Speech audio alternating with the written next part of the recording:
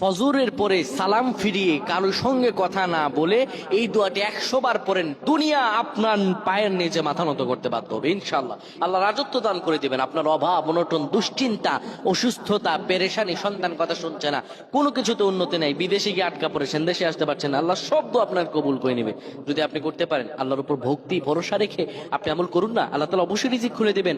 আল্লাহ তার আল্লাহু খায়রুর রাজিকিন, আল্লাহ হচ্ছে উত্তম রিজিক দাতা। আল্লাহ আপনার তো অবশ্যই কবুল করবেন। আল্লাহ বলেছেন উদউনি আস্তাজিব লাকুম, আমার কাছে চাও আমি দিয়ে দিব। এই কথাগুলো তোমরা শেয়ার করে দিবা, ফ্যামিলি সবার কাছে শেয়ার করবা। তুমি আমল না করো সওয়াব পাবা যদি তোমার একটা কথা অন্য কেউ শুনে আমল করে।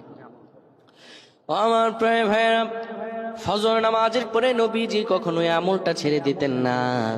কেউ যদি ফজর নামাজের পরে পরে সুবহানাল্লাহি ওয়া বিহামদিহি সুবহানাল্লাহিল আযীম 100 বার যদি কেউ পড়তে পারে, কারো সঙ্গে কথা না বলে 100 বার পড়ার কারণে আমার আল্লাহ রব্বুল আলামিন তাকে রিজিকে বরকত দিবেন, তার হায়াতে বরকত দিবেন, তার মন শান্তিতে বরকত দিবেন।